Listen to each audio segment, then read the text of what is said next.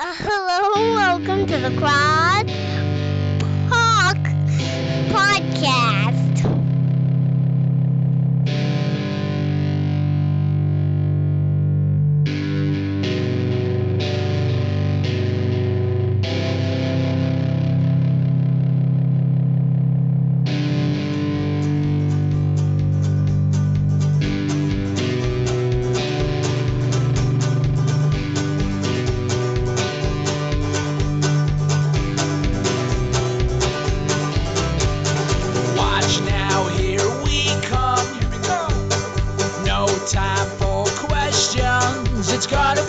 Beautiful day to start up a revolution.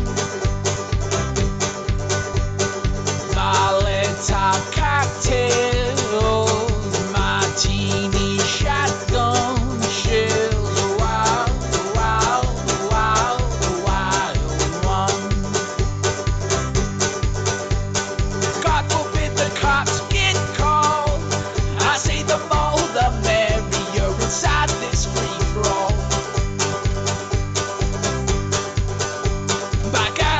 See it fall. I got front row tickets to the greatest show of all. Good afternoon, James. Anyway. Welcome to the Crackpot Podcast, a little episode with just the two of us today. We are taping in January, and we have just last week taped with a friend, American Dagda. And Mr. Dagda had... Give me a minute, because something just shook the trailer. Okay. Yeah, I'll make sure that it's not Bigfoot dragging this thing away, right? Okay. All right. No, you gotta stay outside. All right, we'll walk tomorrow morning, all right? Well, that was the wolf pack knocking... Those two dogs managed to rock this trailer I think they thought I was asleep in here or something. I didn't take them for a run today. So, all right. Okay. Yeah, you told me earlier that you're feeling a little under the weather, so I'm sorry about that. And hopefully this podcast will not tax you too heavily. Yeah, I'm just coughing up pus out of my lungs. Other than that, I'm doing great. All right. Well, anyway, so Mr. Dagda, while he was speaking with us, had, I think he had a beer or maybe 2 beers or something, which is, I think, all of our guests have done when we tape with them. I think it's partly... Well, I think it's just to make sure that they feel relaxed and easygoing for the taping. But it's just something I've observed, and I've had at least one podcast where I enjoy to drink myself, and you have on a couple of occasions as well. So this got me thinking about drinking and creative endeavors, like especially writing. And so I wanted you to talk about writing and drinking and how you use alcohol, if you do, and when you do fiction or nonfiction or what it might be. I'm working on the end of the first book of the Aeneid, and that ends with a very Beowulf-like feast where people are drinking bowls of wine, and the bard is reciting his poetry and inquiring of the refugee Trojan heroes about their adventures. And this was all done while drinking alcohol. So it seems like alcohol as an agent to overcome social inhibitions enough to get people to start talking about things that they might not otherwise talk about. It seems like it's a very long tradition. It's something that military guys in particular seem to engage in. And how about for yourself?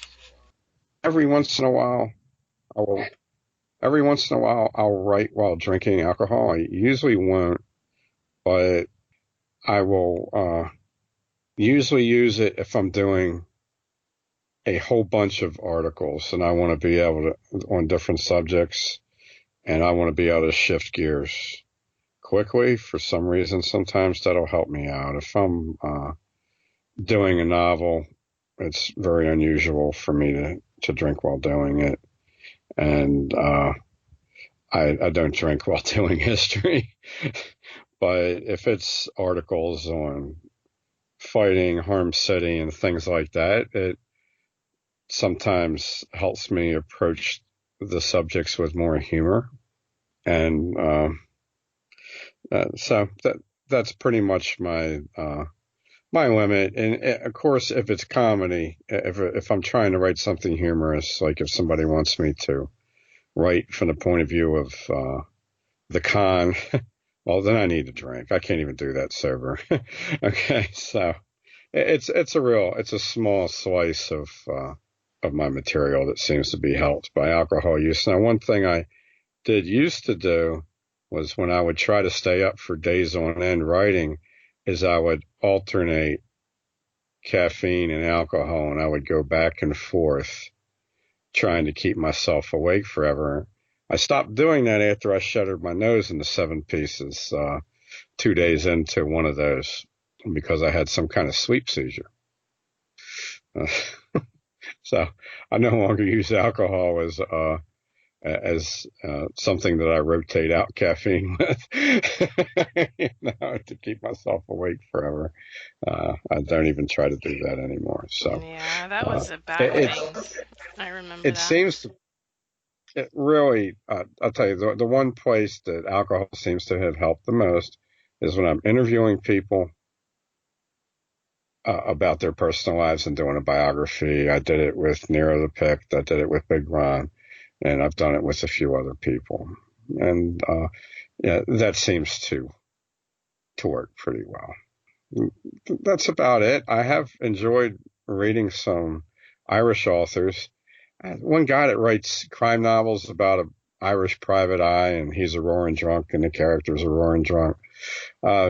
So I have enjoyed reading some authors that apparently did a lot of drinking when they wrote. I was told that Cormac McCarthy was drinking heavily when he wrote Blood Meridian, but I don't know.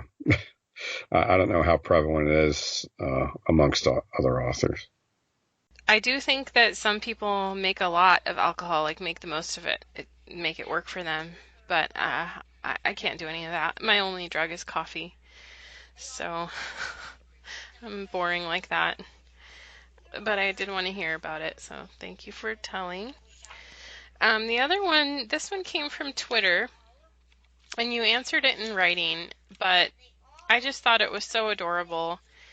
This guy on Twitter, our friend Wrath of Non, his specialty on Twitter is urban life. He advocates for urban life on a human scale, and these really picturesque and high density cities in Europe and Asia where people live in walking distance from different places, and they make the most of resources, and the homes are built out of solid stone, and they're very cozy and all these kind of things.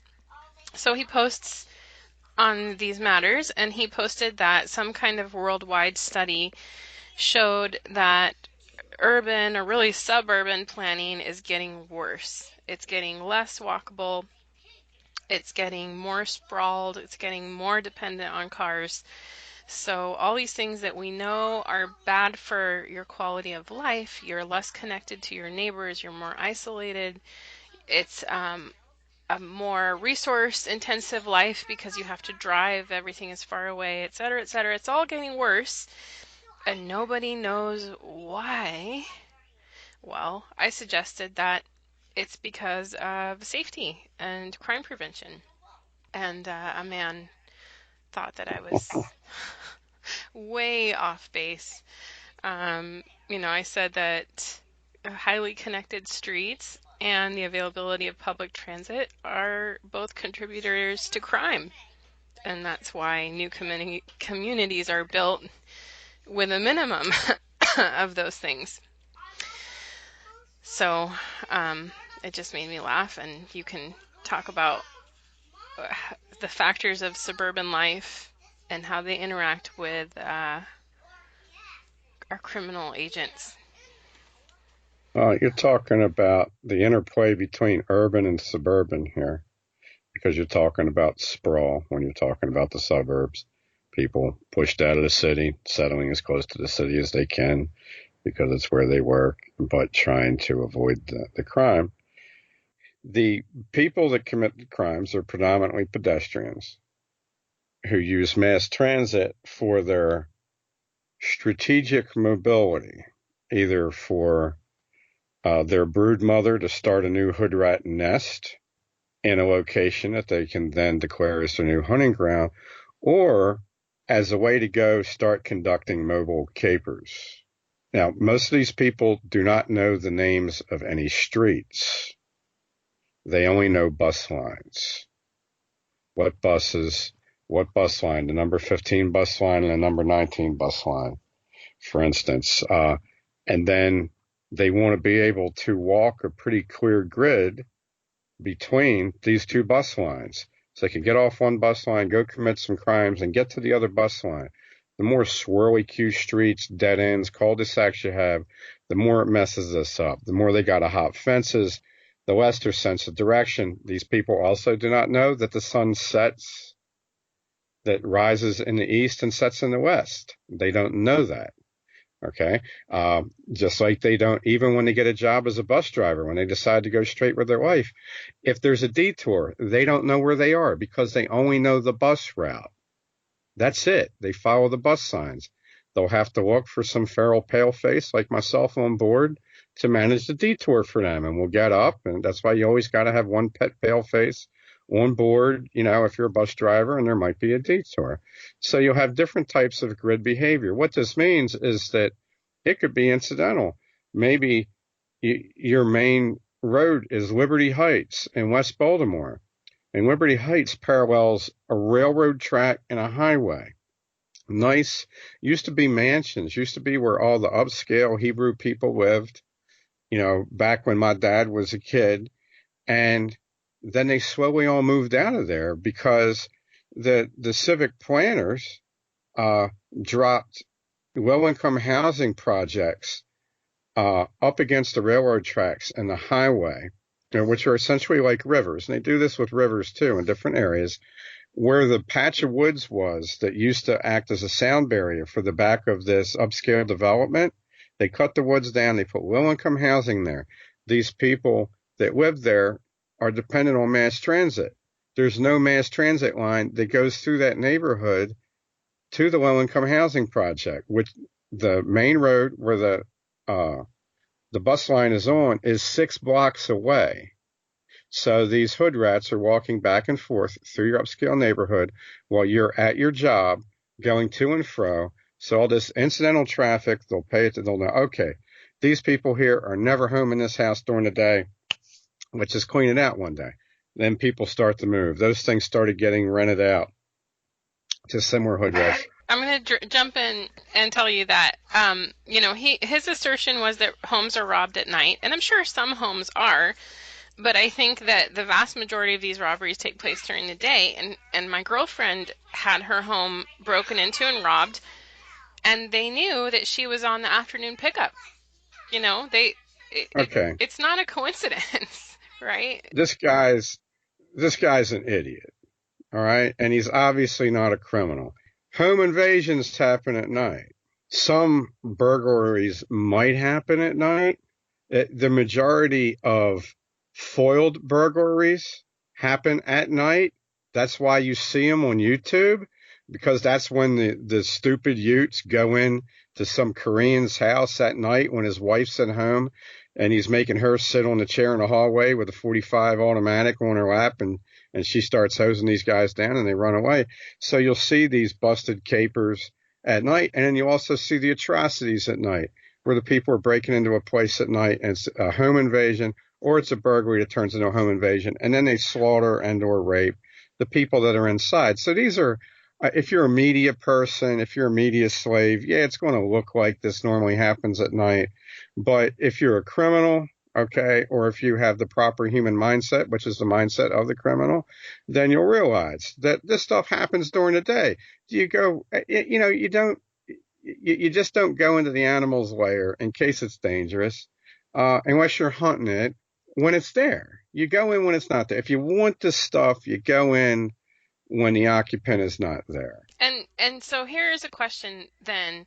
How will these infantrymen on foot, how will they bring home the spoils of their work? And so I guess, he's picturing like your leather Eames chair or your 70-inch TV or whatever it is. But when my dear friend's home was broken into, they didn't even take the Kindles. They only took the iPad. They only took the MacBook. They only took the Apple products. They did not take the Amazon products, and they took jewelry, and it was small. Whatever they took, it was tiny stuff that goes in a backpack easily. Well, okay, so there's multiple processes here. There's scouting, which is done on a grid most safely, okay? Very often by hood rats on bicycles that are put on the front of the bus. Then they get off the bus. Then they work the grid into the neighborhood. Then they go to the next bus line. Then they go home. Then they give the report in to their older cousin.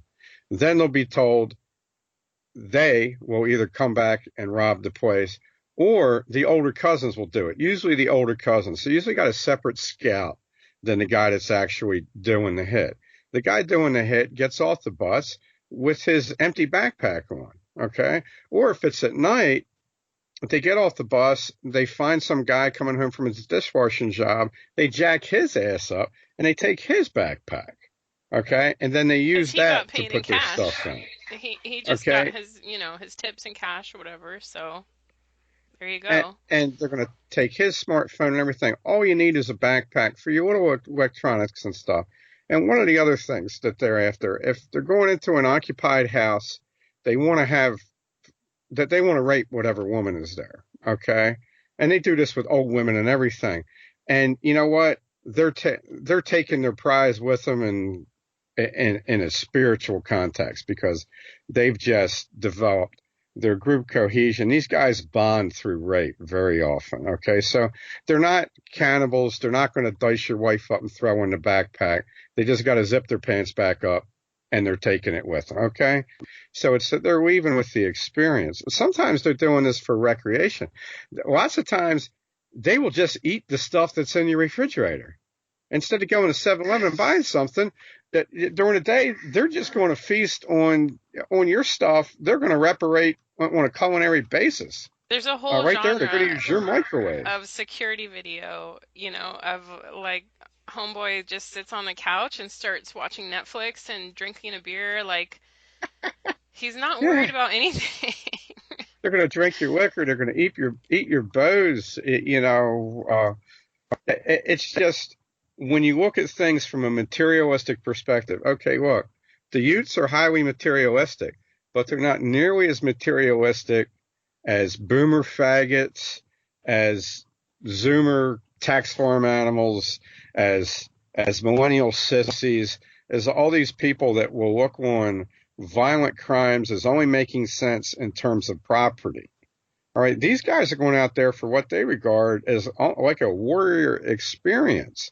It's just about being free, going out there and attacking the system. And they don't even realize they serve the system. They believe when they're attacking individual people and taking their stuff and looting their houses, that they're fighting against the system, but they're actually serving the system.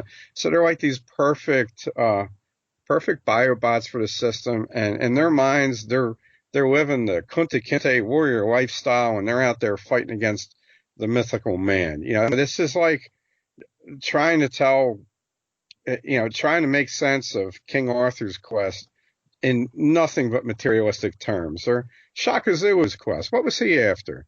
He wanted vengeance, redemption, slaughter. He wanted to kill more people than anybody had ever killed with their own hand before. He didn't collect any material goods. Genghis Khan didn't collect any material goods. He gave everything away. You know, he was just making sure that like hundreds of millions of people were the product of his loins. Okay. Yeah. You know, that's the level. These guys don't think on your sissy level. So you can't analyze them on your sissy level. Okay. I mean, so the American tax cow, you know, whatever kind of livestock you are, you're never going to figure this out because you're never going to figure out the predators that preying upon you because you're a cow, you think like a cow, and you just can't think like a wolf.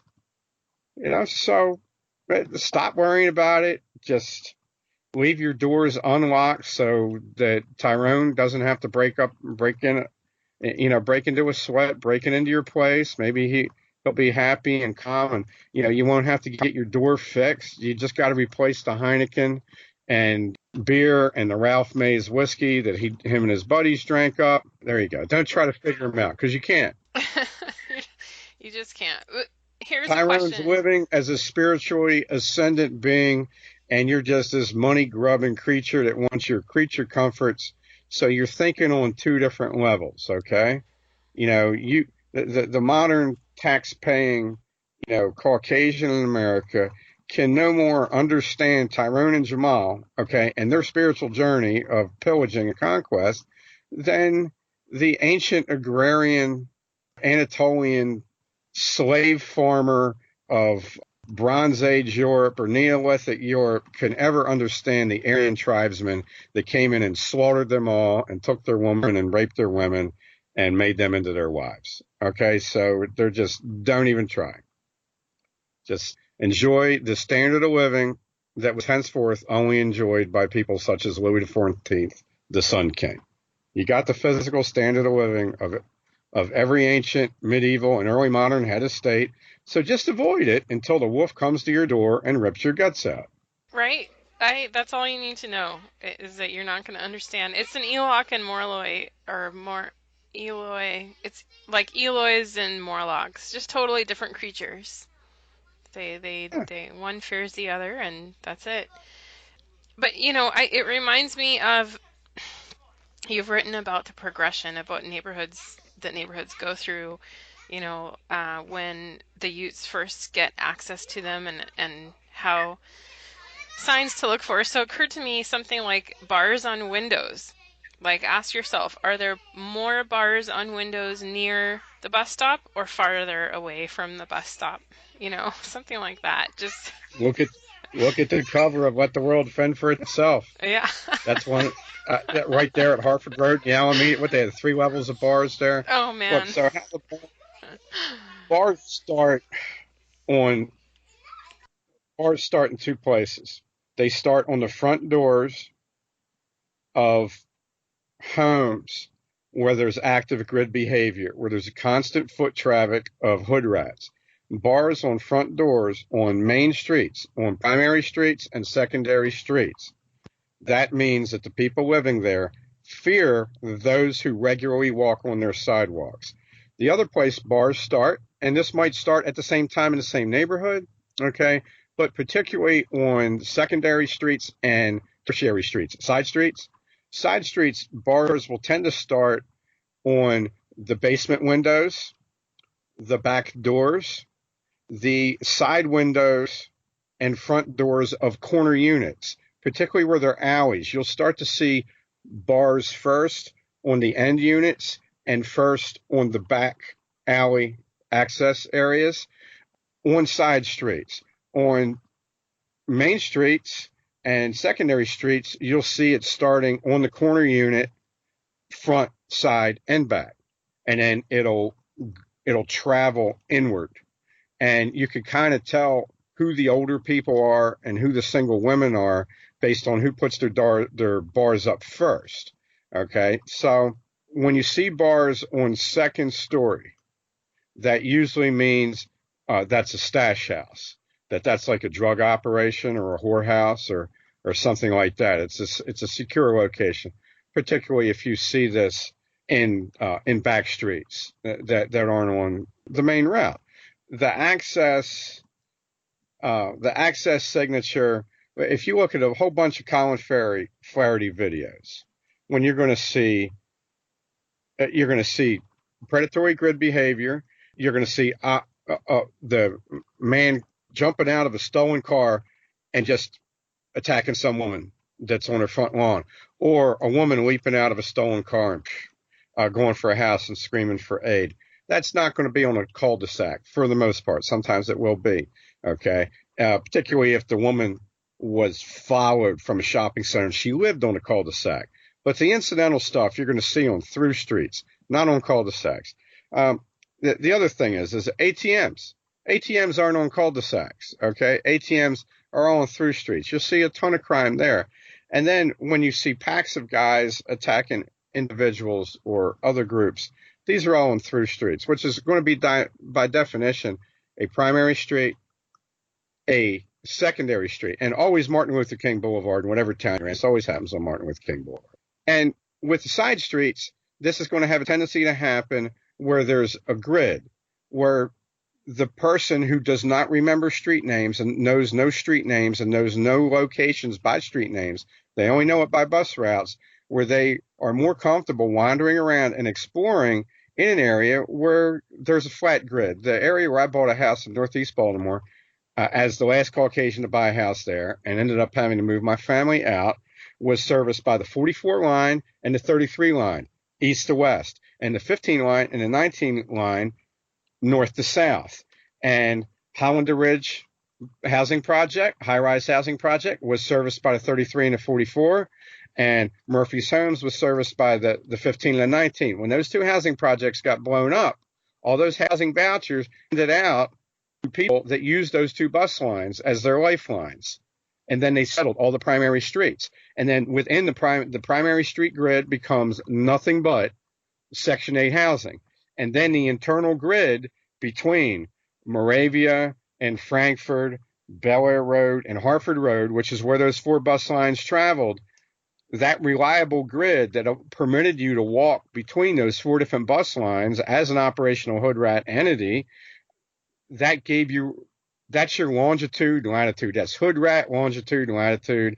It gives you a reliable way to know where you are and go out and explore and see, who's at home, where's the old lady, okay? Where's the ATM? And then these people use the ATM. Where do they go? They probably stop on the main street. They use the ATM. Then they go in this internal grid where the side streets are. And they hole up there in a rabbit warren. And you, as the big bad wolf, you go and you hunt those people out. So you're literally talking about the operational compass of the hood rat mind when you're talking about an urban or suburban grid. And the cul-de-sac busts that up. And when you try to commit crimes on a cul-de-sac, you have a high proportion of being caught in the act on camera, including the 4 hood rats that killed that Baltimore County female police officer 2 years ago in Perry Hall. They got off of their grid where they were working this grid, and then it started to become cul-de-sacs.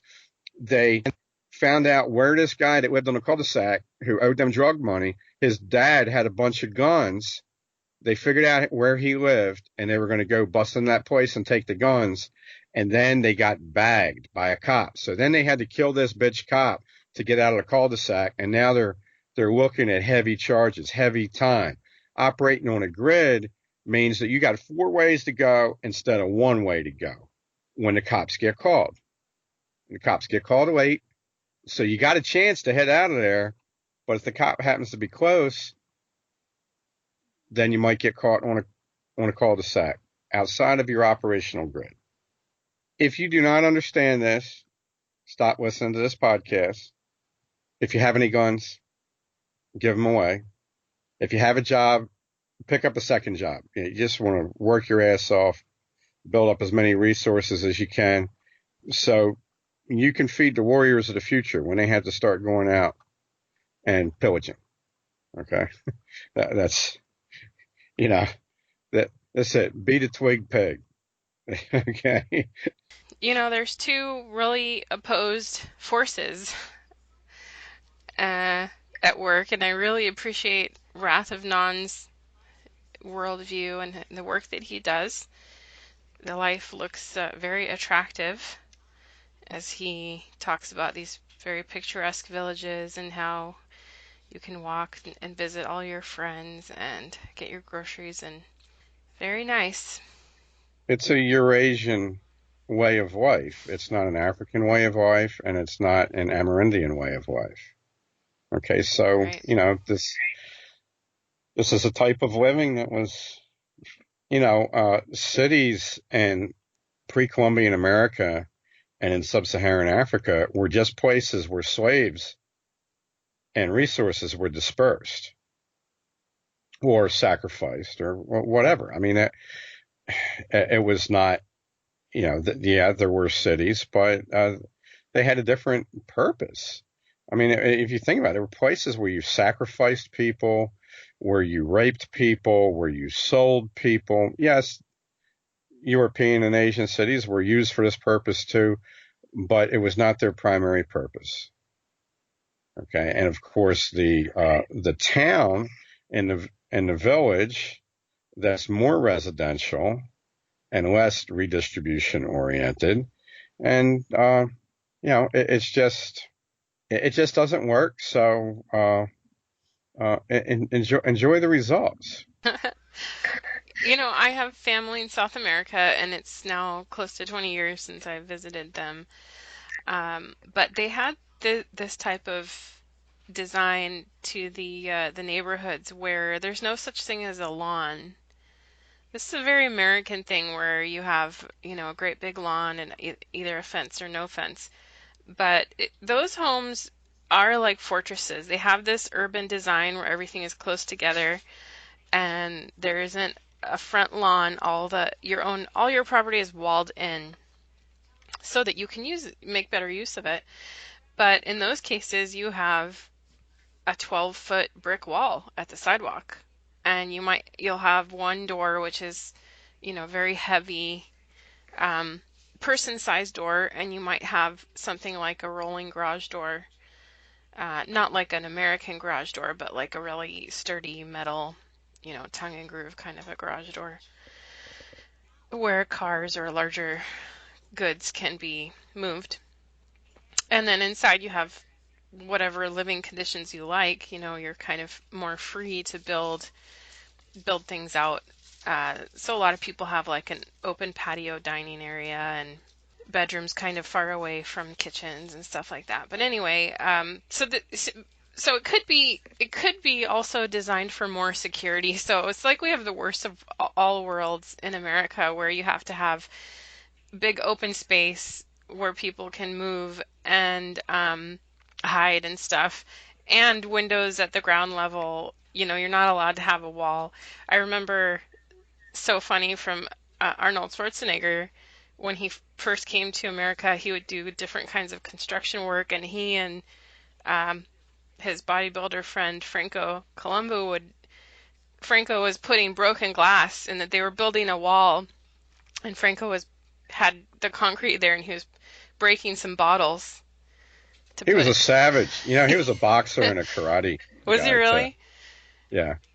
And Arnold said, no, man, you can't do that here. You can't put glass in the top of the wall. So it's like you have to build this very difficult to defend home, and you have to build it on a bus line, and you have to build it, with shrubbery for people to hide and stuff. It's like, what are we doing?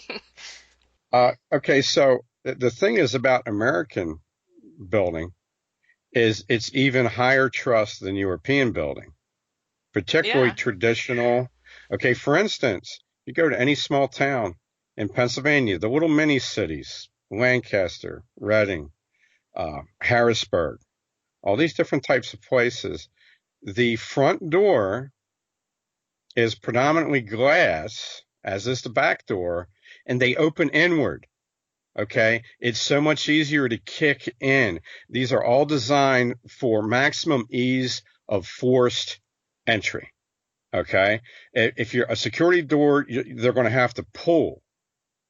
Okay, a door that you push is just set up for a heel, a shoulder, or a battering ram to come in. So, and all these towns are being heavily colonized by people from super low trust societies where they are allowed to have broken glass on top of their walls. They're allowed to have barbed wire.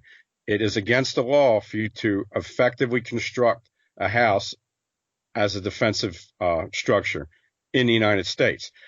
And that, to me, and the lawn is your vestigial garden, okay, in the United States, which comes from the whole plantation thing. But in this social contract in the United States, you have never been meant to be anything other than a slave, as indicated by all the urban and urban architecture.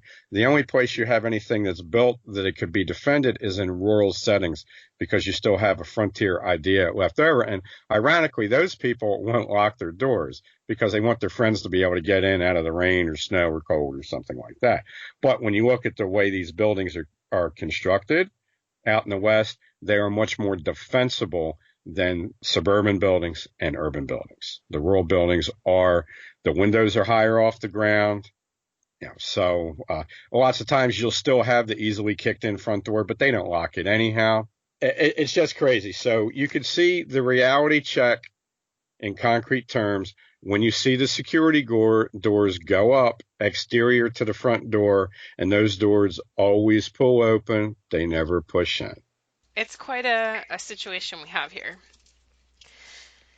Worst of all worlds in some ways. Architecture in Lancaster, Pennsylvania, when I was 154 pounds, I was a lot stronger than I was when I was 143. Means max, I've got 140 pounds of muscle and bone, okay? I could break into 10 houses in 5 minutes. One block in Lancaster, my front PA. door, yeah. My front door is a joke. I mean, you can see through it. It's 40 years old, and the wood has contracted, so you literally can actually see through it in many places. So it's ceremonial. It doesn't even keep the weather out. So if an old twerp like me could easily defeat these doors, easily, what's some savage Italian American from the Bronx? What would he have been doing 40 years ago? We could see what he was doing, because you go to a place like Flushing, Queens, everything is barred. All the windows and doors are barred. It's left over from an earlier overrun area, from the 70s, when you knew as soon as you left your house, people are going to be kicking in your door. So you do all this late stage exterior security construction. And in Colin Flaherty's neighborhood in Wilmington, Delaware, is the two most ridiculously iron barred. These look like giant rusty bird cages on the fronts of these houses. If these people, if a fire started in their house, they would roast inside of them. Okay, they wouldn't be able to get out because of all the iron and everything that they've got encasing them. Yeah, so it tells you. That's a really scary thing. At. All right, I want to move on to a Plantation America type of topic.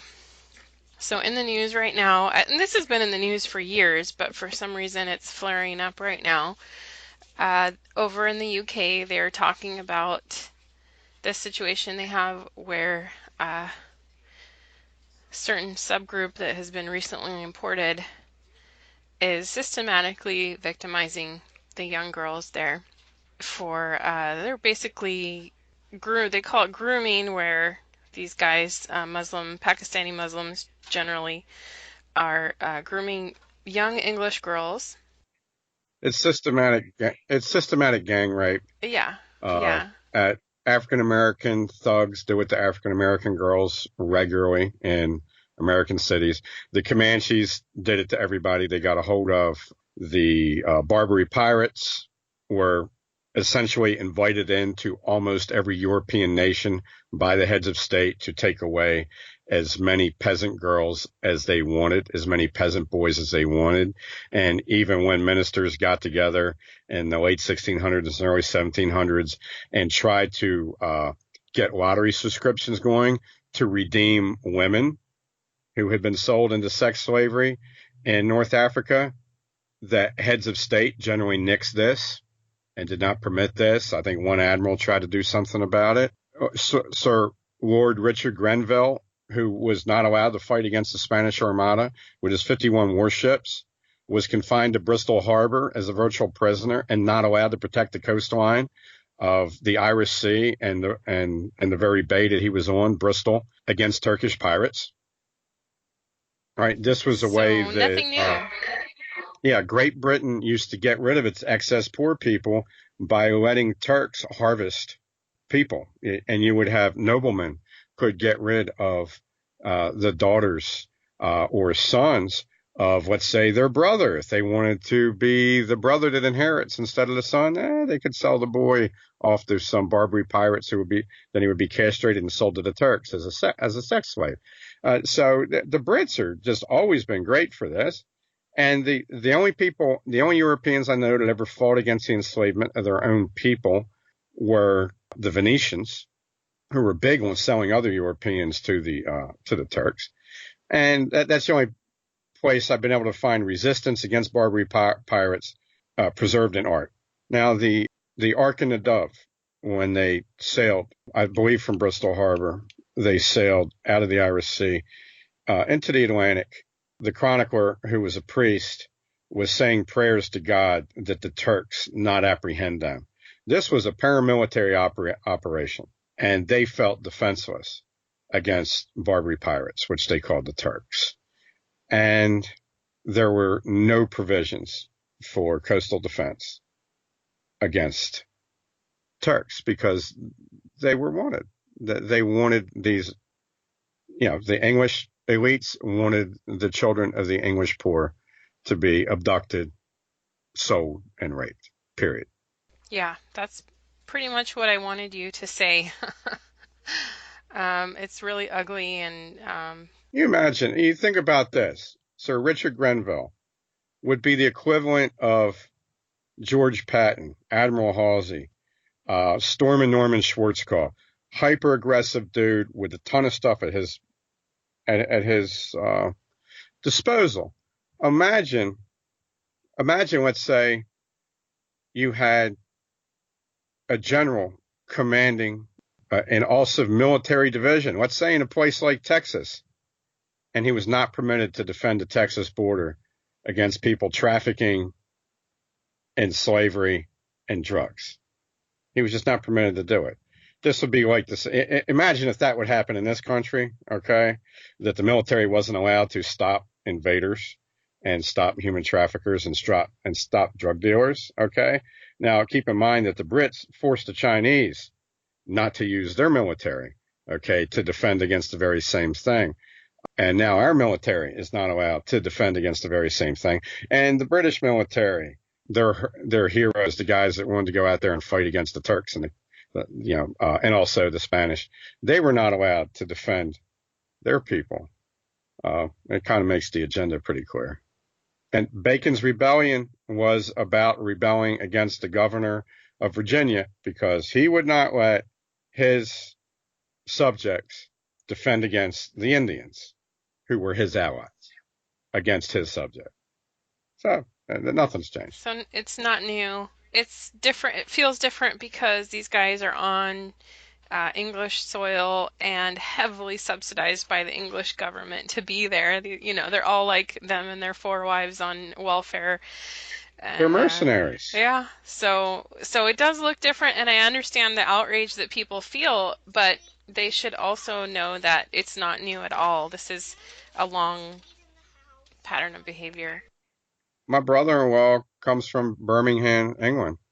He's now a U.S. citizen, and he's a strong Second Amendment guy because he saw the destruction of his hometown, and now that he's an American citizen with an American wife, he sees the same things happening in the same order that in the town that he lives in America. Yeah, Steve Saylor has reported on this at Baylor University, where the heads of the university and particularly the athletic department were recruiting football players by essentially telling them that, we have a lot of white girls at Baylor and they like football players. And then they had a rash of rapes by football players, and So it really hurts when you think that, it's just this, like, particularly for sports, for me, this is a pet peeve because you've written about this whole idea that the African man is like the paragon of athletic ability, and it's totally false. And you have Right, this right. disgusting fetish in this country about where European white men, men of Aryan descent, can be found extolling the the beauty and prowess, and it just, oh, I just want to vomit. So anyway, this is a personal one for me, but Well, this is what you've got. Now, even when I was a kid, and I'm not the only guy that experienced this, it was very common for American Caucasian football players to gang rape Caucasian girls. It was a very common thing. Not all of them did it, but you find a group of guys on a football team that did. This perk has been extended to men of other races to sexually assault the very same people. And it's, it's a great American tradition, and it's being handed over to the people who have been assigned as essentially our overseers. It's their perk. yeah. Okay? I had a friend who actually caught a African American athlete at a college that he went to, caught him in the act in a dormitory raping a pale young thing, and he beat the guy up and hurt him. He got charged with felonies. The girl was paid not to testify against the guy because, and who she get paid by? By the alumni, by all the old guilty ghosts who wanted to see this guy as their basketball avatar, okay, as their star guard.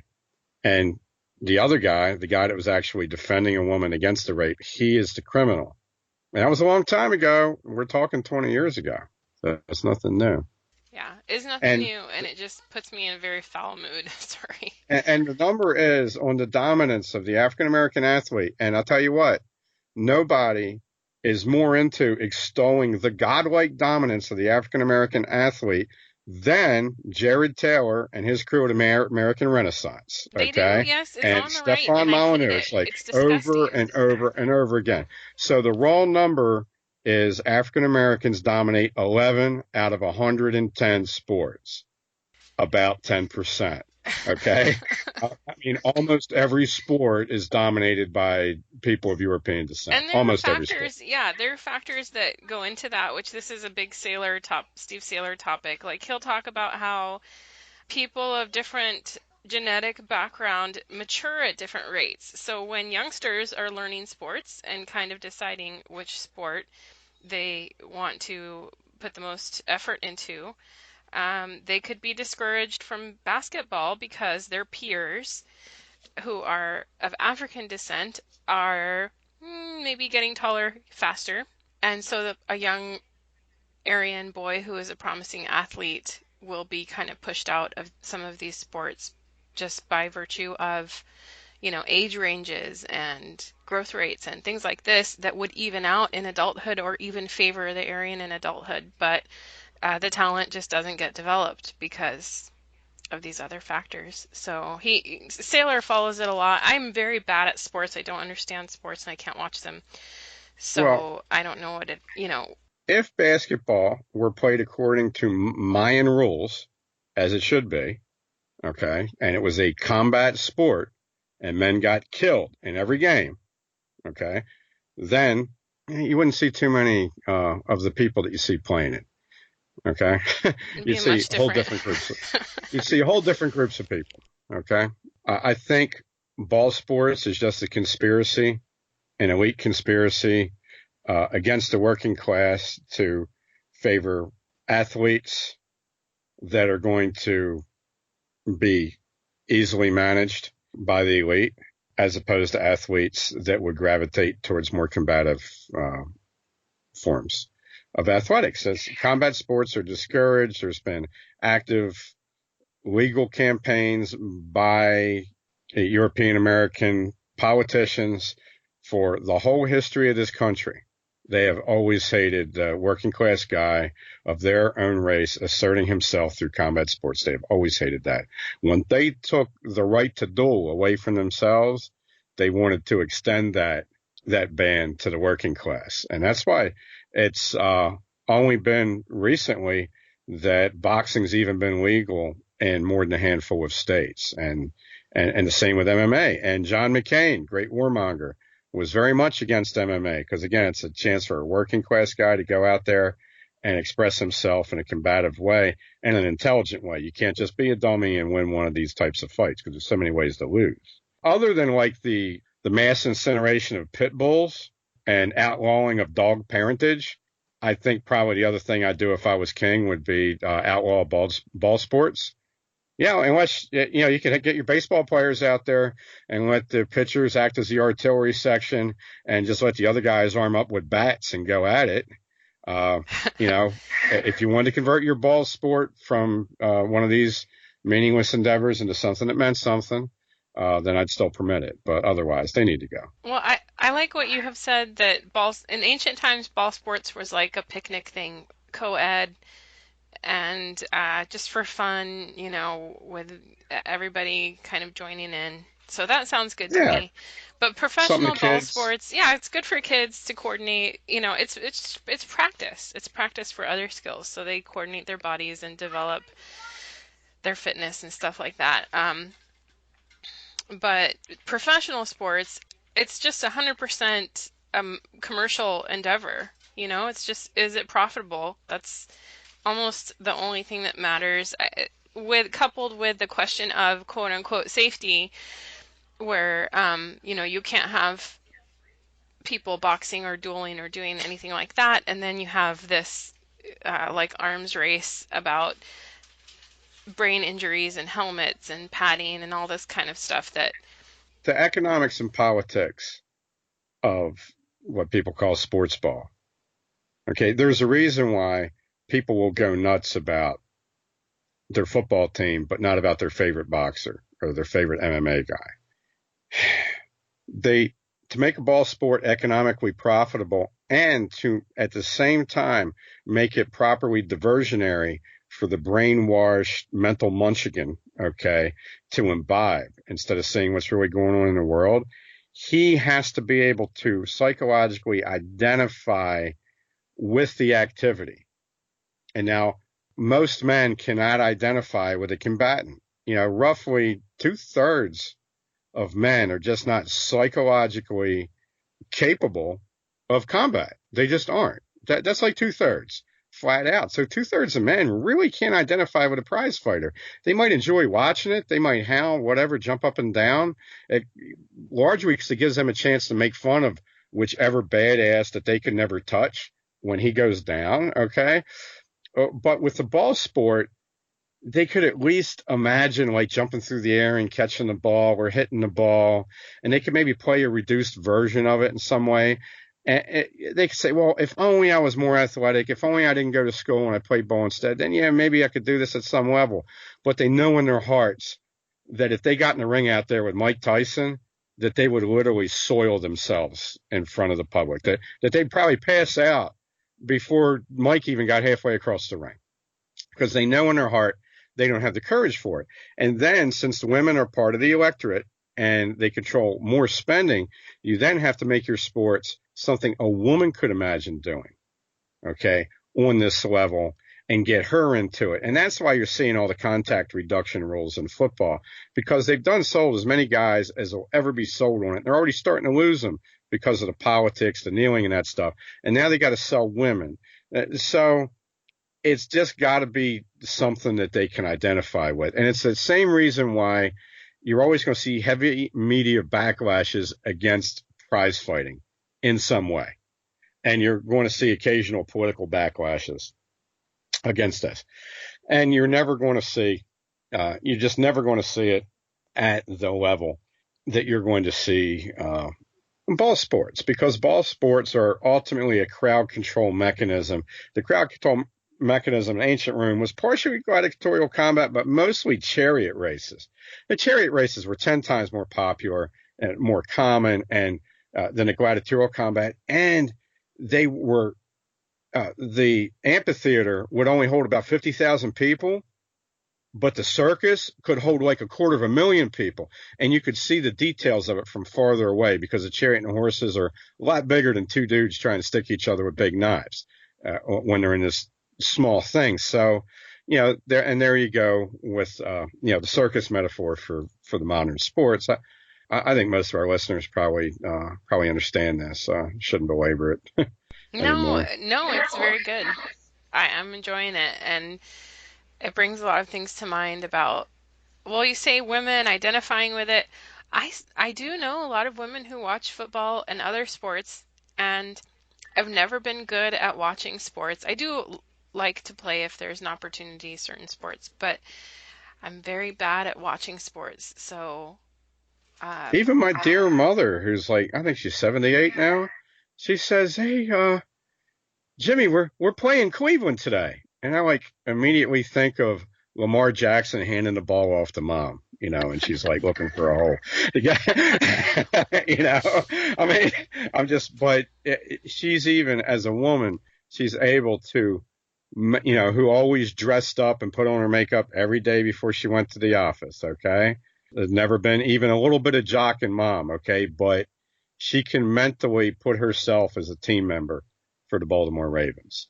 And that's very important for you to, as a media priesthood, you need to be able to develop this connection with the viewers. And mind you, almost nobody understands anything about how these games are played.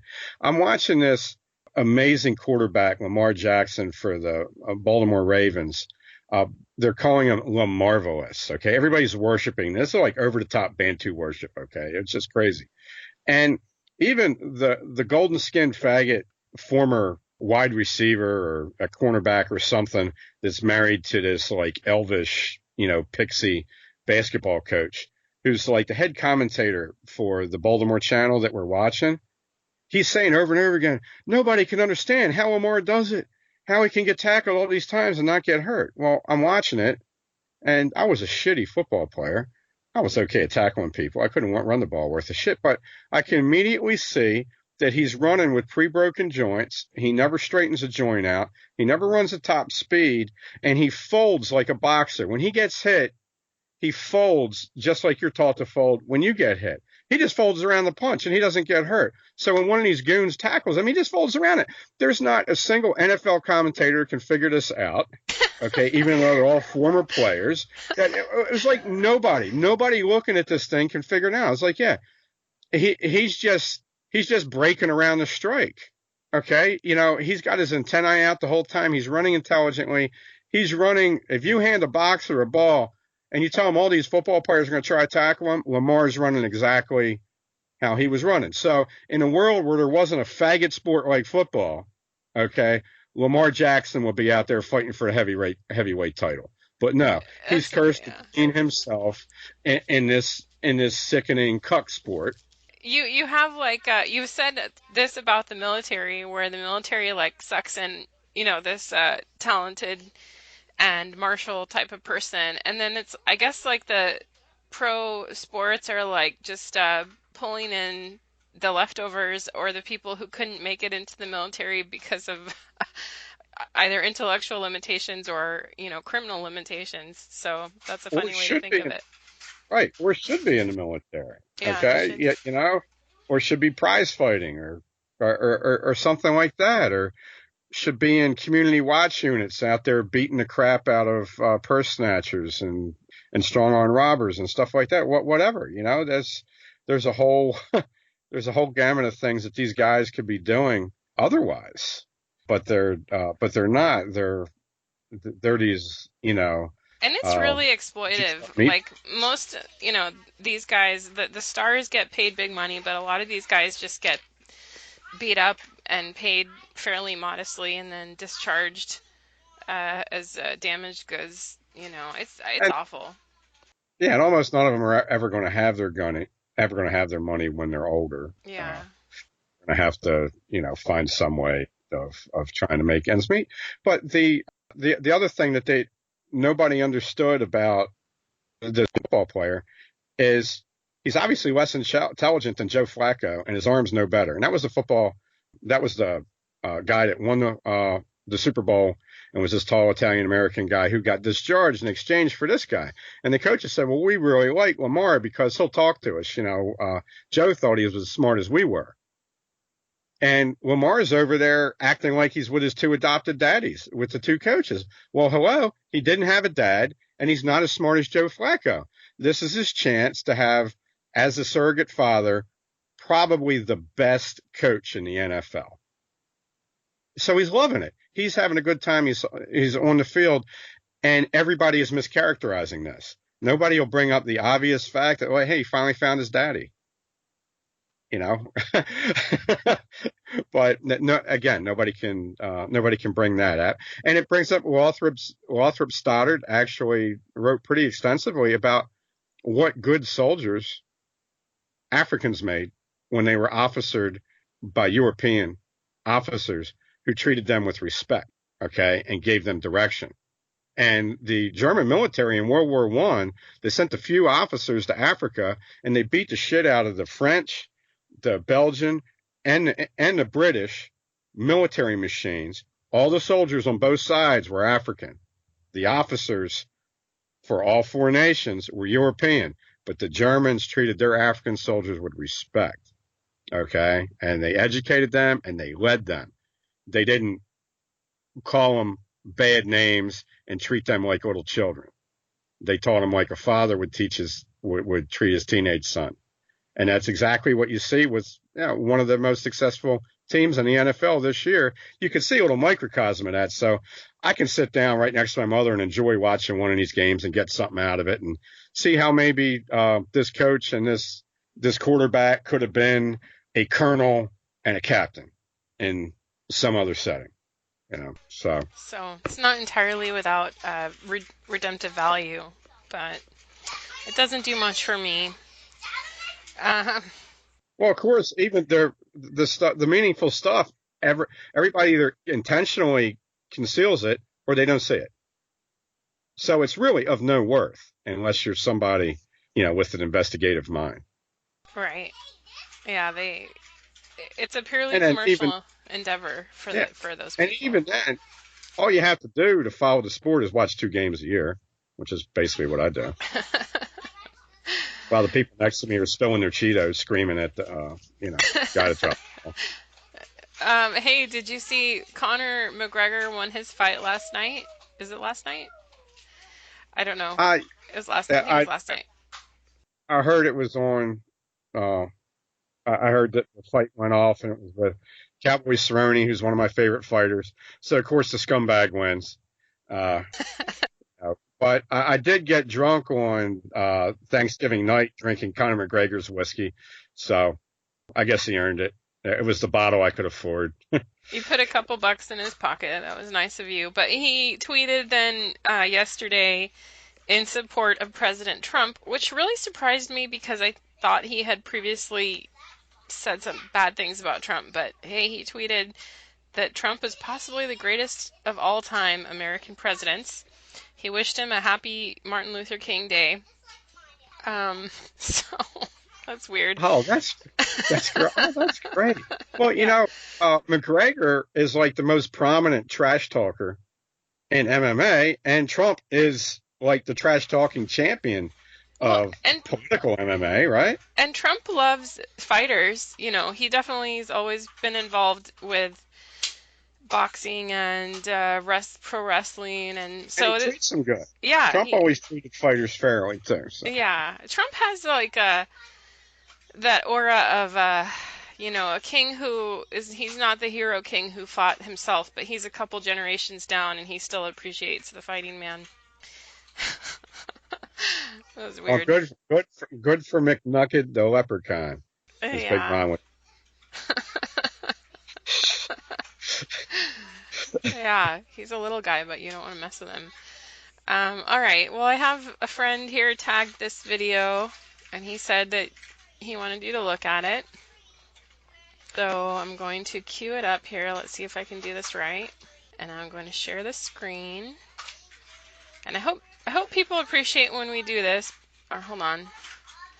Because I hope people appreciate it, because then when I'm editing, I go and laboriously add the video to the YouTube and the BitChute thing. So hope you like it. Well, here's a video.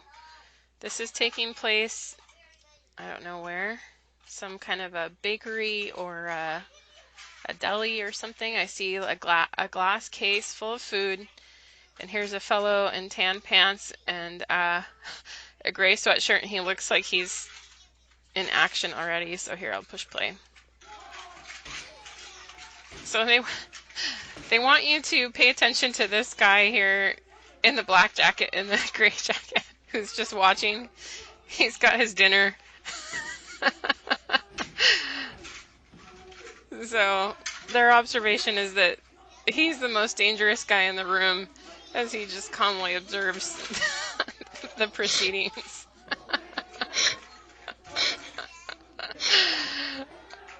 Ready to jump in, but not unless he has to. Oh, this is hilarious. Oh man, that looks like the store owner trying to get rid of this guy. If somebody is working there, he's got an apron on. But through it all, this fellow just stays. Oh, but the dude's, yeah.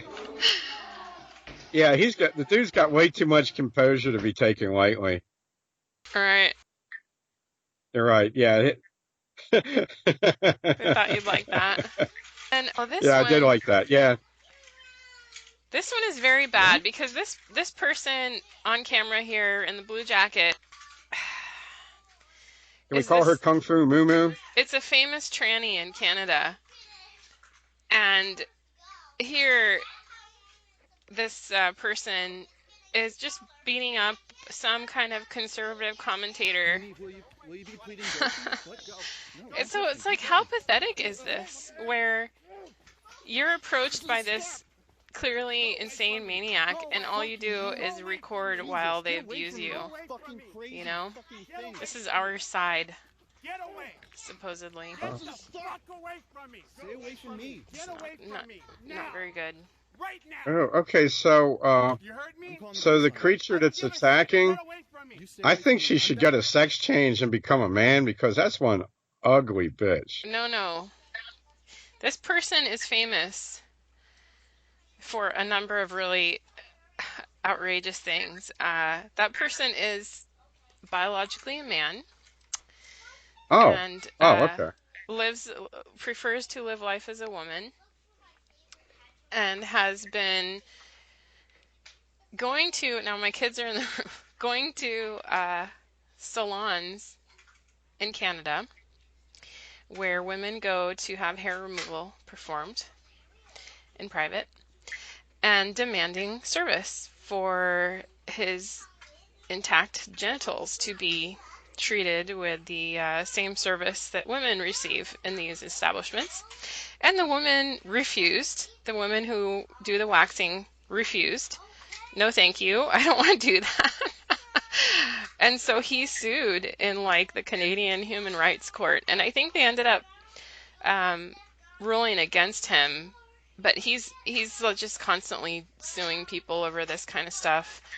And just really disgusting and deranged person. Oh. So, yeah, pretty gross.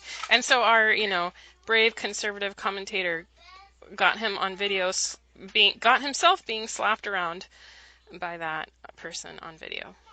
It was quite a spectacle. Ew. Yeah, really gross. Ew. And then someone wanted me to show you this one, which looks like, I don't know, boxing or kickboxing. That's Muay Thai. Is it? Okay. Muay Thai kickboxing. In Asia. Yeah. So here, I think what happens is that both of these guys get knocked out, and that's the headline. So I will let you.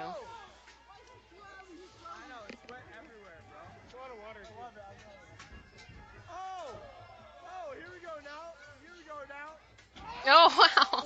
I hadn't watched it. That's pretty Oh, impressive. that was perfect. Yeah. They both scored their hook at the same time. Do you think that's genuine? Yeah, that guys hit each other at the same time. Not frequently, but enough for it not to be unusual. It just usually doesn't have that effect. It's really unusual that they both got hit with enough leverage on the chin at the same time to go down. Usually what happens is one guy's scoring his hook just a little bit late, and the other guy's scoring it sooner. So one guy's just touching, and the other guy's ripping through, and he's getting the effect. But it's a type of thing, other than the movie Raging Bull, and the unchoreographed work in The Fighter with Mark Wahlberg about Mickey Ward's career, I haven't seen any movie fighting where it has people hitting each other at the same time. All right, but yeah, it happens. It's just usually you don't get that effect when you're hitting each other at the same time. And the most devastating knockouts are when I almost hit my opponent and my force is going into it, and he hits me a split second before, and then I eat both of our force, and then my blow is derailed, and he doesn't get hit. But if I was some incredibly tough dude and I could eat that and keep going, he would get hit. So it's something that happens, but usually not with that dramatic effect. And it usually happens more with straight punches. Straight punches usually score at the same time more often than hook punches. Oh, I'm glad you could give some nice commentary on that. It's dramatic to see, for sure, dramatic video. So I don't know if people are enjoying this where I make you watch videos and then add them into the the video presentation, but you're going to see that again. So I think I'm going to close it out. That was a good length. We have other things to talk about in the future. I want to ask you why, or ask you to talk about how nerds go insane when they're told that fighting is a good thing. They do that. Well, you think about just about everything that's wrong with our society is based on the fact that the non-physical economic unit is the actionist as permitted by the system. And if you're a physical actionist, you're under the supervision of a non-physical economic unit or political functionary.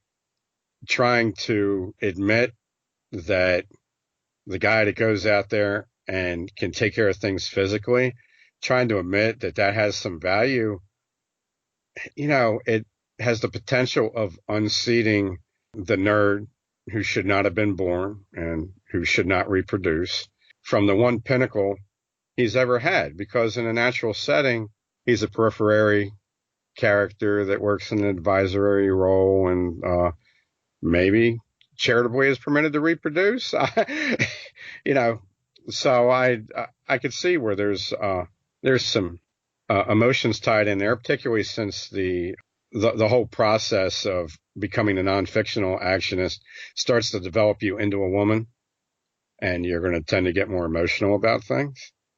So it all makes sense. And there's hostility too. There's incredible hostility that if men were practicing combat with one another, maybe there would be less hostility by men against women.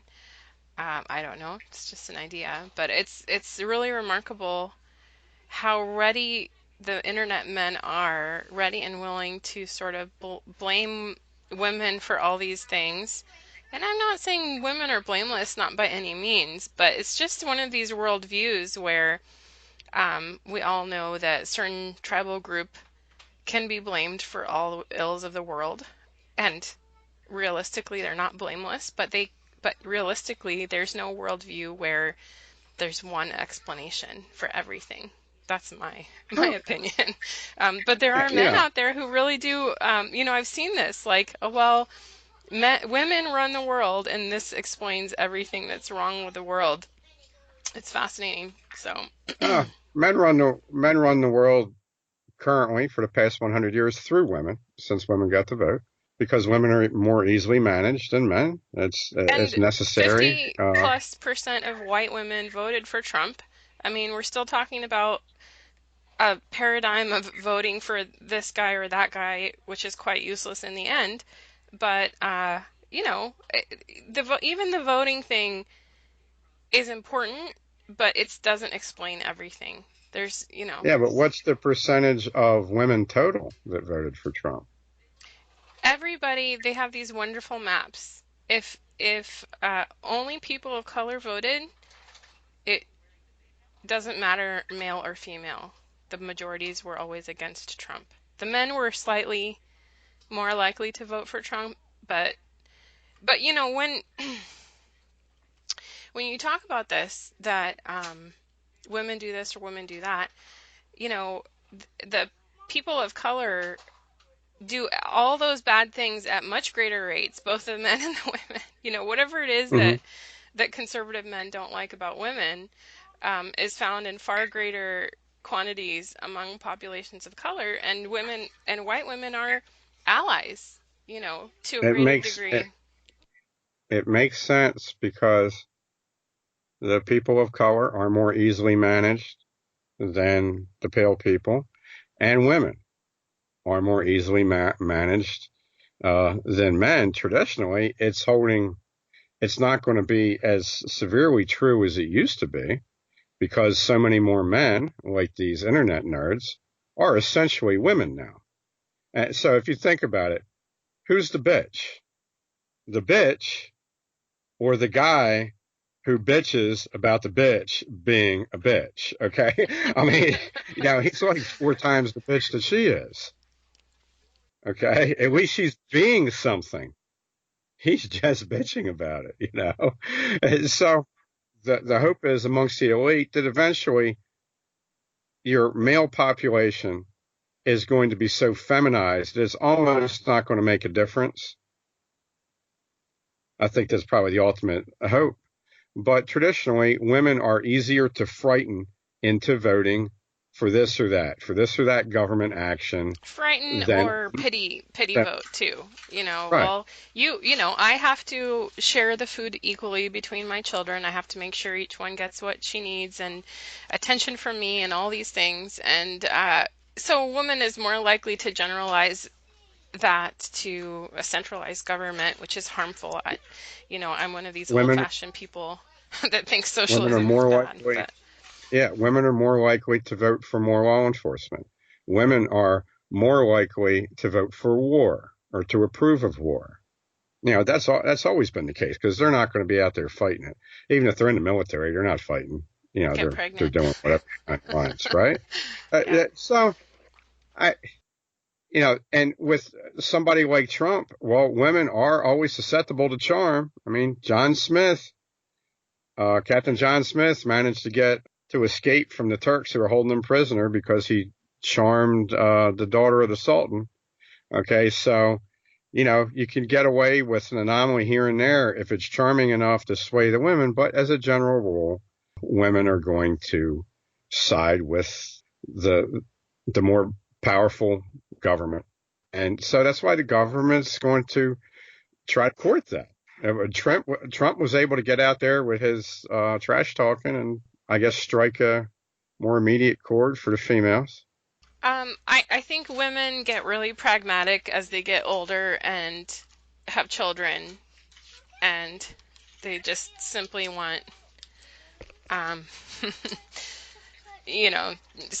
Trump is offering a tiny bit more of a sane worldview than what the left offers for kids and families and children and stuff like that. So I don't want to get too, I think this is an evergreen topic and we can come back and touch it again, but sure. It's it's just amazing what's out there. If you're looking for crazy people and their commentary and their backwards, having cause and effect backwards and things like that, it's out there. So I'm going to call that an episode.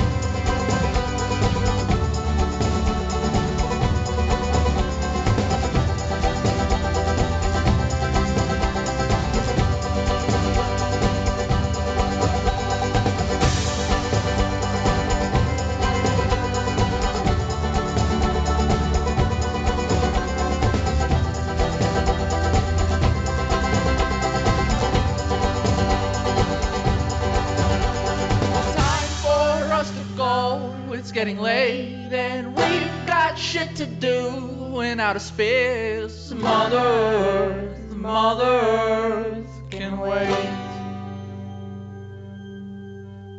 We will take the ones worth saving. Pack your bags, we are vacating now. Forever, forever.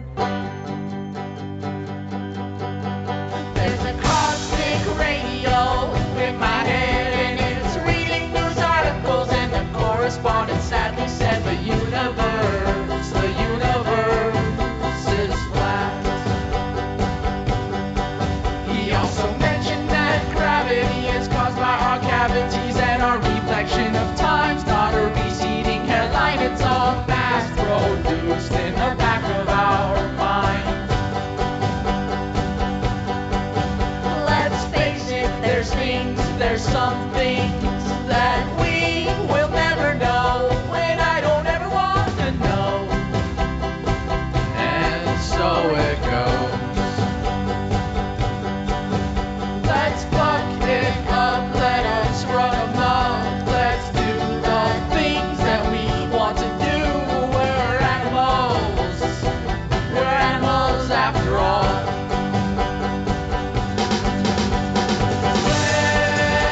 Let it go, friend. We will see you again at a later date or another life. You will be fine. I know, everything must go when it is just about time.